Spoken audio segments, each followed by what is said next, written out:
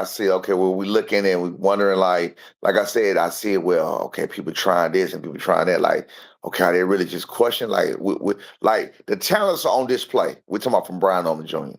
So I'm like, okay, with Giovanni Santillon, I keep going back to that. The cat's out the bag. You feel me? That's where I made the most money. I keep talking to you about that. But I'm like, okay, cat's out the bag. They ain't gonna try him no more. And yet still they keep trying it. So I'm like, okay. So even with the cat being out the bag, y'all really believe this shit is a game? Y'all really believe this is a joke? You feel what I'm saying? Y'all really believe, y'all really want to go that route? Like we could take it here. We could take it here.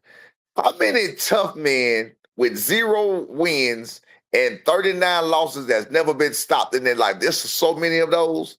You've heard what I'm saying? That are just tough guys, right? But they are sorry. So people act like knocking a grown man out is not a talent. They act like they act like knocking a person out is a knock on the person who the person is. You Right. feel what I'm saying? Never give So the they credit. yeah, they like to take the credit because who is this person? Who is this? Who is that? He's another grown man. He's another grown man that's been in the ring with 32 people. He's another grown man that's been in the ring with 27 or 28, 29 people. He's another grown man that's been with 20 people. You feel what I'm saying? He's knocking out full grown men and making them quit. And it's just like I'm telling you with a Lubin who been in there with high with the these people are not taking dives. They're not ducking. These are not the kind of caliber people that are doing that. These are opportunities of a lifetime these people are getting.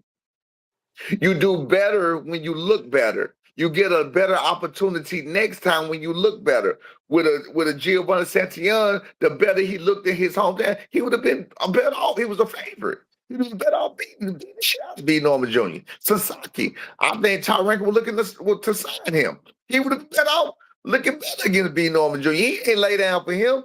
Who else? Who else? I was just talking And about. if he didn't get knocked out like that, they probably still would have signed him. You know, like Exactly. Right. Derek Quavaz. He had been fighting for since 2014. He was 30 years old. Big boy. Big ass boy. Y'all saw it. He arguably fumbled made him stumble in the first round with a hook. Why would he quit off of a jab? What would make him quit? You feel what I'm saying? These people act like because of talent. Who did he knock out? Who did he knock out? Knockouts don't give you a chin. Devin Haney arguably don't have no chin, and y'all call him the best, one of the best in the business. And this motherfucker get cracked by everybody. You feel what I'm saying? KG, thank you for the 5-piece. Salute to Mill. Last minute packing to go to the desert is diabolical. Nah, it's all good.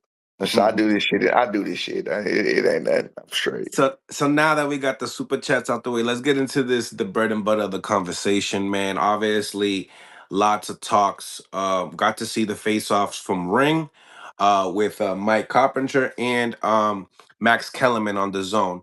So let's no, I'm not Max Kellerman. Chris Maddox on the zone. Yeah. So let's get into some of those topics. You talked about, hey, they really believe that they can beat me. In that interview, they asked that same question to Devin, and Devin said, I wouldn't have took this fight if I didn't think I could beat him. What's your reaction to that? Because he did. I got two different vibes off of both stare I downs. love it. I love it. I love it. If he really believes he can beat him, and he really believes that's what he gonna do, I love it. I love it. I need him to believe. Like I'm not one of the people looking for. I've been pointing out flaws so they can go work on them. I'm the one that keeps saying we want the best, Devin Haney. You be I wild. point out flaws and tell you to go fix them. Go fix this. Go fix that. That's how bold I am about this. Because I know that this boy's he's a freaking wrecking ball. You understand what I'm saying? He is. You gonna see. He's a wrecking ball. I don't care if your hands up. He is a wrecking ball. If you got a wrecking ball, if you put a guard around the building, you think it's gonna stop the building from going down? No, no, no. He's a wrecking ball. So I'm just excited for the fight. I'm excited to be there again. People saying it's gonna be crazy if he loses. It absolutely will be crazy, and I'm gonna be right here giving Devin all the props in the world if that was to ever happen, which I do not see happen. That would be totally by the grace of God. Devin Haney cannot fuck with Brian Norman Jr. So now, as far as the face-off and the energy shit, do I really believe that he think he can beat him? I mean, he's supposed to believe that way. You know what I'm saying? He said in those same interviews, he really shot himself in the foot because he When he said in called those his same son a interviews, bum. he called my son a bum, but then called him the best fighter at the division at the time. So why the hell you fighting a bum? He said that Then your son retaliates and says, "Our champions bums." And he said, yes, anybody can be a champion if they move right. When people are already questioning the way you move, fighting an old Linares, fighting an old Gamboa, fighting a small Jojo Diaz, fighting a older Lomachenko, all kind of that you arguably lost to, fighting an old Regis Prograis. Like you said, if you move correctly, you just gave the game plan. You gave it out. You gave it out. You really telling on yourself. But that's why he don't like to talk much, because he's a fucking idiot. He ain't that bright. His dad is the one that got to do all the talking. You feel what I'm saying? B. Norman Jr. can hold his own, as y'all seen. As y'all see, I know y'all see my boy interviews. He be killing them. He be knocking them dead. You feel what I'm saying? I don't have a hand up his ass as a puppet. That's my boy doing his own talking. You know what I'm Yeah, saying? yeah, yeah. That's my boy. Hey, that's my boy with his own sauce. We talk totally different. You feel what I'm saying? The main thing you get from both of us is you're gonna get some quick witted shit, and you're gonna get smart answers if you pay attention to the answer that's being said. I mean, he's just a product of me. That's it. He's not a product of being made. And that's what Devin Haney is, and that's why he can't talk for himself. He can't think for himself. He can't think his way out of a paper bag. Like, why the Is hell did that he why he's call? stealing Floyd Mayweather's flow? That's why he's still in Floyd Mayweather flow. He has not, and when he couldn't do that, he just had to say, "Get off my dick." Mm. He had nothing to say. He had nothing to say. And then my son was like, "Get off Floyd, dick." Hey, wait, quick with it, right back with it. He said, "Get off Floyd, dick." What you talking about, bro? How you gonna say get off my dick? You know what I'm saying? And the violate and demonstrate, I believe that came from Michael Jordan, just so people know. Like he coming up with these catchphrases from all these other people. And I mean, he has nothing to say. A lot of people don't know that was literally 5 minutes before the other situation happened with the security guard. That happened right after that. That's when they got up. That's what that was about. When that interaction was over with, Bill Haney started yelling, "Oh, I guess he ain't just a dumb jock or dumb." He was saying something. Bill was screaming something from the other side of the room, and whatever. I guess his daddy did teach him this and teach him that, and blah blah blah blah blah blah. So they kind of spewed over to right there by the door, and that's where you saw all of that other stuff take place. You feel what I'm saying? Like, bro, who y'all think y'all are? Y'all ain't nobody. You know what I'm saying? We don't bow down to y'all. Who y'all, bro? What y'all think this is? And that's why I say I'm looking at it like, bro, do they really not know? But I know Bill know. I know for a fact now that Bill know. That's why he ain't out here again. That's why he's saying he's being reserved, holding his breath, praying for a miracle. You feel what I'm saying? And he's praying for a miracle, praying for something to happen, and praying for this to come through or whatever else. And then he can talk his trash. And then he can say, that's why I wasn't out here. I was focused on this. I was focused on that. What you was focused on the bomb? According to your son, be a bomb. According to your son, anybody can be a champion.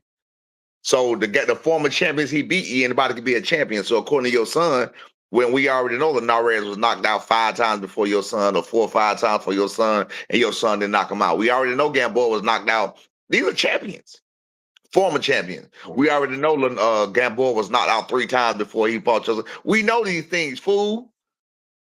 You feel what I'm saying? Again, they can't make it add up, man. They ain't smart enough to. They ain't smart. Well, Devin, the Bill is. Devin not smart enough to put the pieces to the puzzle together fast enough because his daddy had to think for him. As you see, you don't see me and B Norman Jr. together all the time no more. You feel what I'm saying? B Norman be doing what B Norman be doing, and I'm over here doing what I'm doing, sitting in my same spot, watching boxing, studying boxing, seeing what the next move gonna be. Hmm. In that interview, that face-off interview with Chris Maddox, what do you feel like the people are going to say after the fight?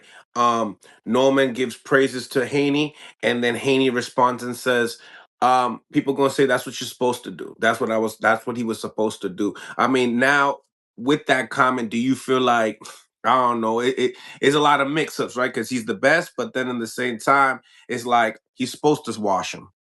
He's shooting himself in the foot because so that means that no matter what, by downing your opponent, do you not understand you can't even have a competitive fight with him?